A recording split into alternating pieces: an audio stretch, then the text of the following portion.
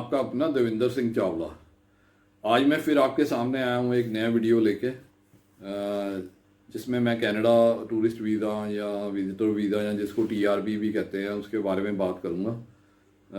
इससे पहले मैं आपको बताना चाहता हूँ कि जो मेरी पहली वीडियो थी जिसमें मैंने बताया था कि आप अपनी एक कनाडा टूरिस्ट वीज़ा के लिए स्ट्रॉन्ग फाइल कैसे बना सकते हैं, आप लोगों का बहुत प्यार मिला उस पर। आपने बहुत सपोर्ट किया मुझे और आप काफ़ी लोगों ने वो मेरी वीडियो देखी, उसके लिए आपका बहुत बहुत शुक्रिया।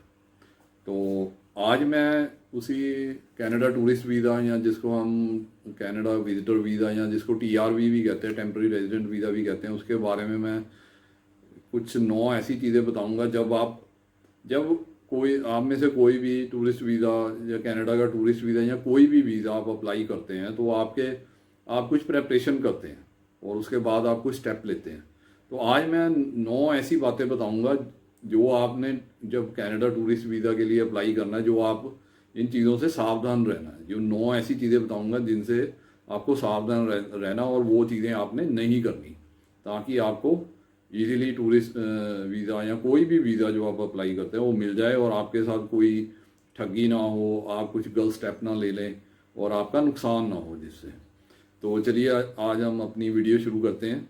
तो जैसे मैंने आज आपको बताया कि मैं आपको 9 ऐसी चीज़ें बताऊंगा जिन चीज़ों का आपने ध्यान रखना है जब भी आपने कनाडा का टूरिस्ट वीज़ा या किसी भी कंट्री का वीज़ा आपने अप्लाई करना है, कैसा भी अप्लाई करना है वीज़ा।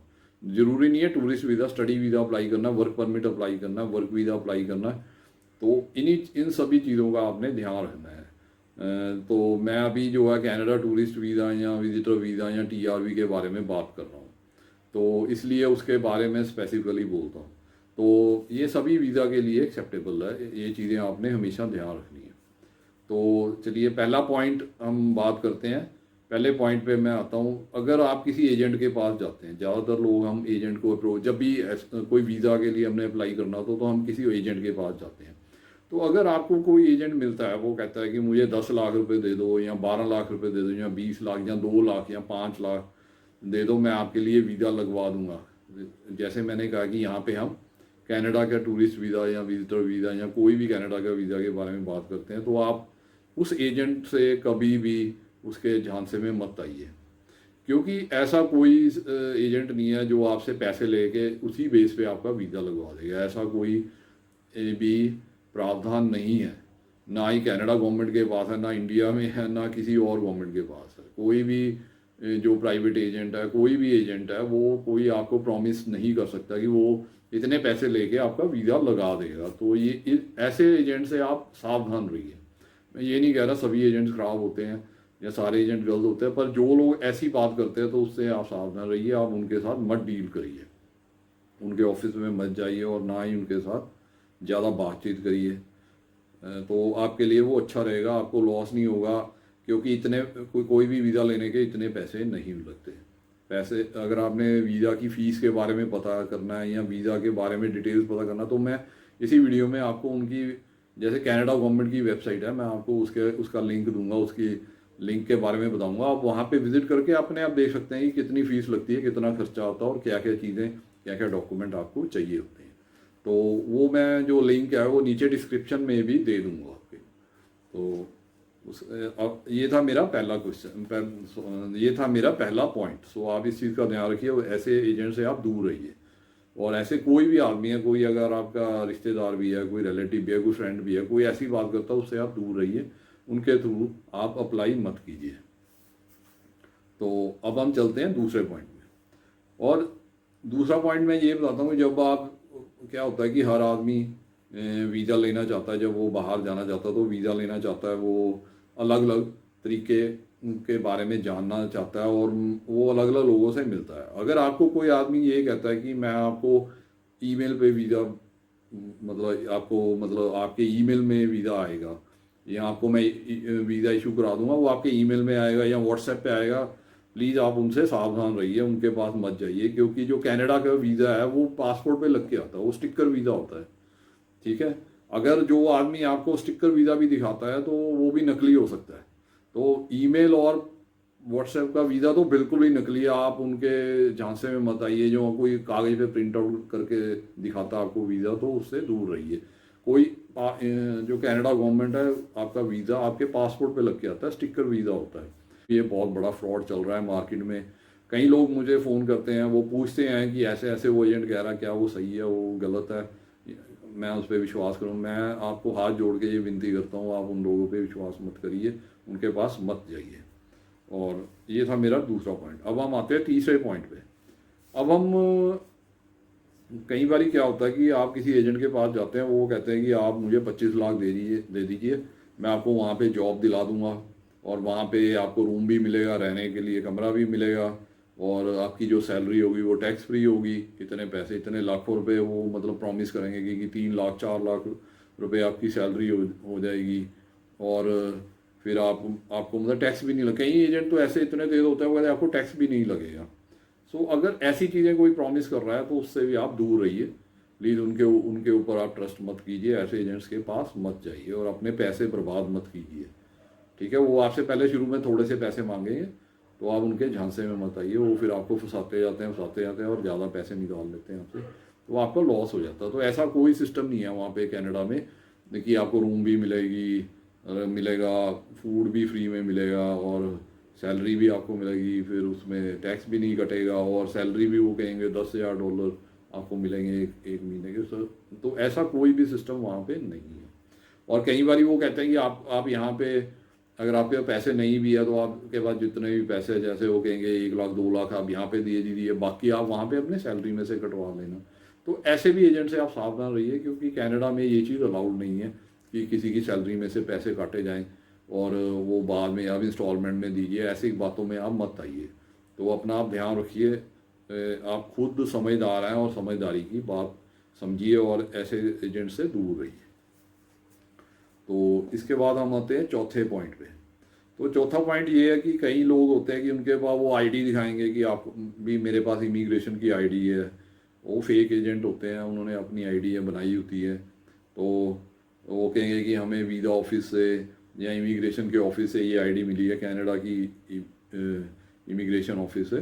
तो आप इन चीज़ों के पीछे भी मत भागिए, क्योंकि जो वीज़ा है, चाहे वो एजेंट कोई भी है, वीज़ा आपके अपनी क्वालिफिकेशन और आपके डॉक्यूमेंट्स के बेस पे मिलेगा, ना कि किसी एजेंट के कहने के। क्योंकि एजेंट के पास चाहे आईडी है, चाहे वो कहीं से भी है, चाहे वो इंडिया से है, चाहे बाहर से, अमेरिका से है, किसी भी देश से है, उसके बेस पे आपको कभी भी वीज़ा नहीं मिलेगा। वीज़ा हमेशा आपके डॉक्यूमेंट्स और आपकी क्वालिफिकेशन और आपके एक्सपीरियंस के बेस पे मिलेगा, आपकी इकोनॉमिक कंडीशन को देखते हुए मिलेगा, आपके बैंक स्टेटमेंट के बेसिस पे मिलेगा, ना कि एजेंट के कहने से या एजेंट से कुछ करने से नहीं मिलेगा।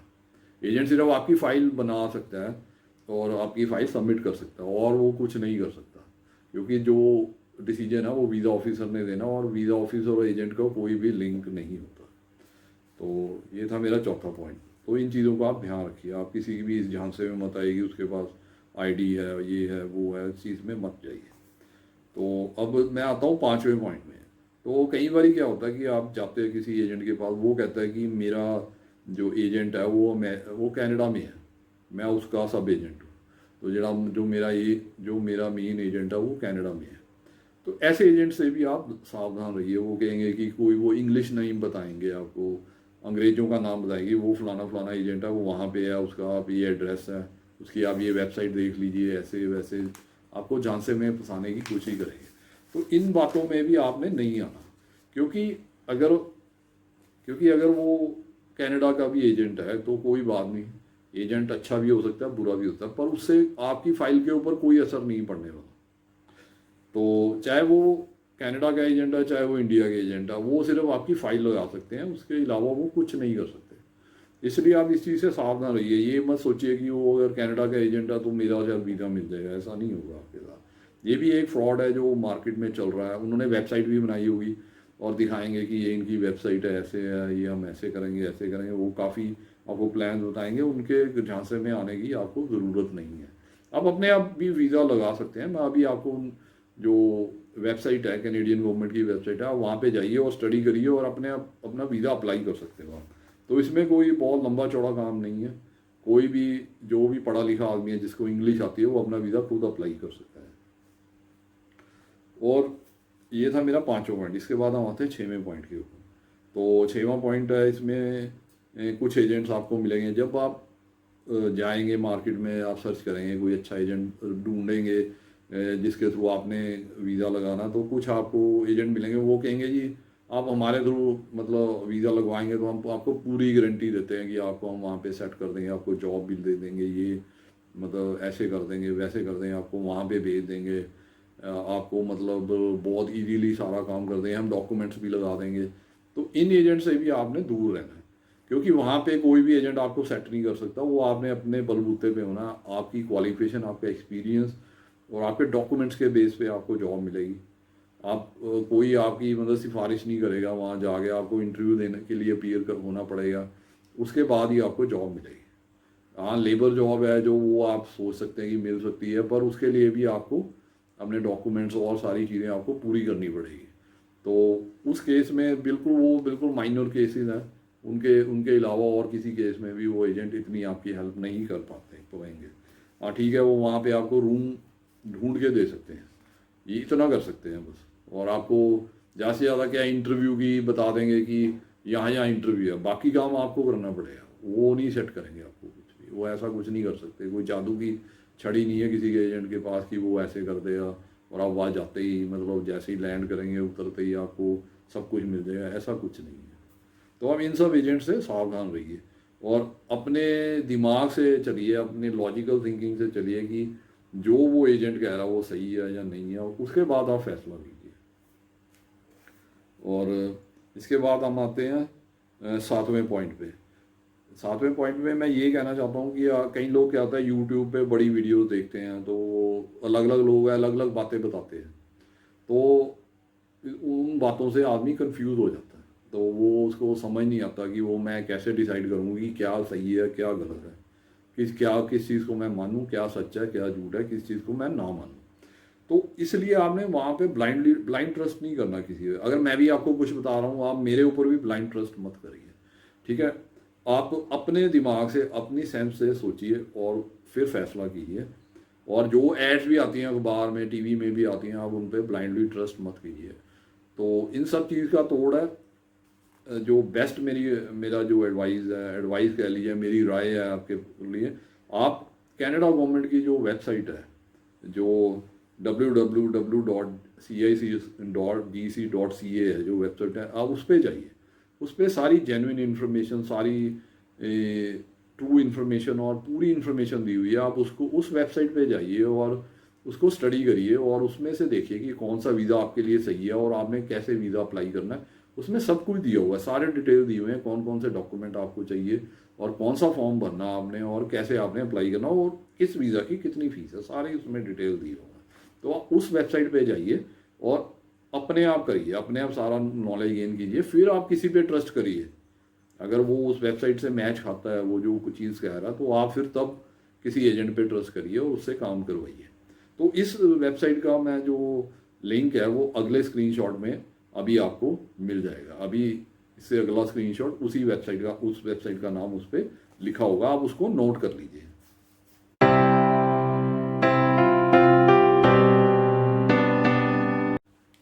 और इसके बाद हम आते हैं 8वें पॉइंट पे।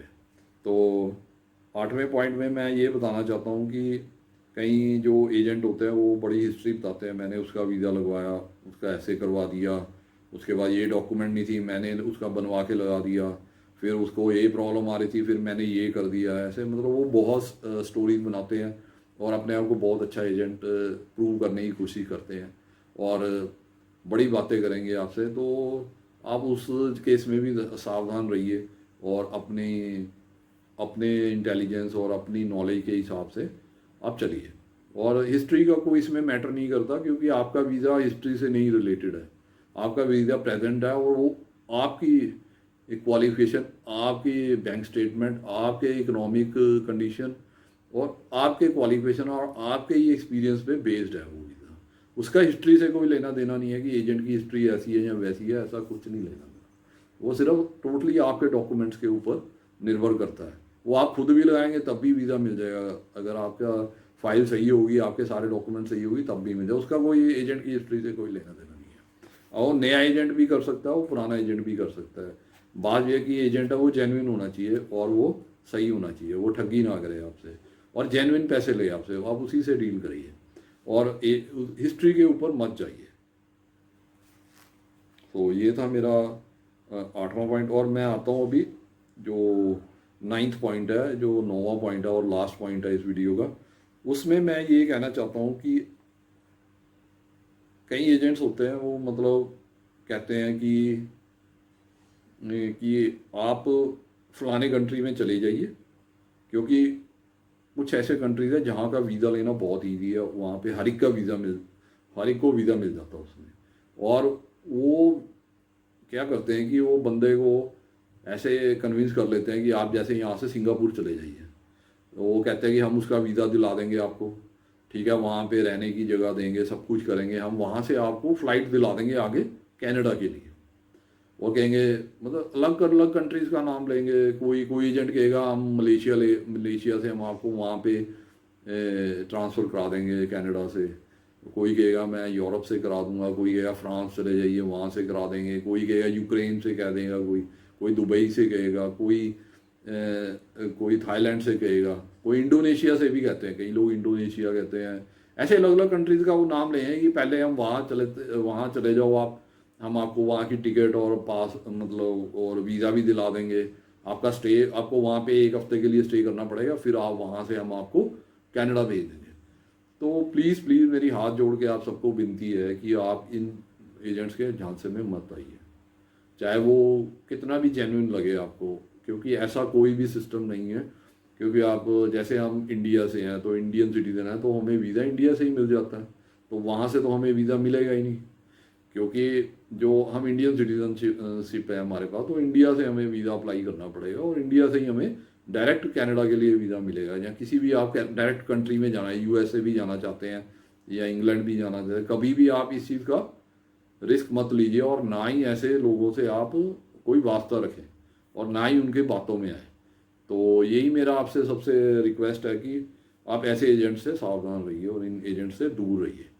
और अगर आपने कोई भी इंफॉर्मेशन लेनी है कनाडा वीज़ा के बारे में, और दोबारा मैं इस नेक्स्ट स्क्रीनशॉट पे आपको कनाडा गवर्नमेंट की जो वेबसाइट है उसका लिंक आपको दे देता हूँ, और साथ में आपने जॉब कैसे ढूंढनी है कनाडा में और जॉब बैंक का भी लिंक इसी अगले स्क्रीनशॉट में आपको मैं दे देता हूँ, ताकि आप खुद जाके वेबसाइट पे, ये कनाडा गवर्नमेंट की वेबसाइट है, तो ये कोई प्राइवेट वेबसाइट नहीं है, किसी आदमी की नहीं है, किसी कंपनी की नहीं है, गवर्नमेंट की वेबसाइट है, आप उस पर चेक कर सकते हैं।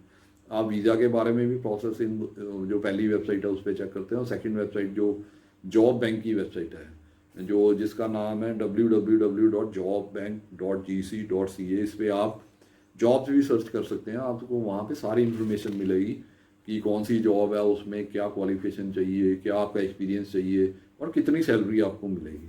वो ऑल ओवर कनाडा किसी भी हर एक सिटी और हर एक स्टेट के जॉब उसमें एडवर्टाइज होती है, वो एम्प्लॉयज़ खुद एडवर्टाइज करते हैं, आपको किसी एजेंट के थ्रू जाने की ज़रूरत नहीं है, आप डायरेक्टली वहाँ पे अप्लाई कर सकते हैं जॉब के लिए। तो इन दोनों वेबसाइट का लिंक मैं नेक्स्ट स्क्रीनशॉट में आपको दे दूंगा, आप उनको नोट कर सकते हैं और उसके ऊपर अप्लाई कर सकते हैं।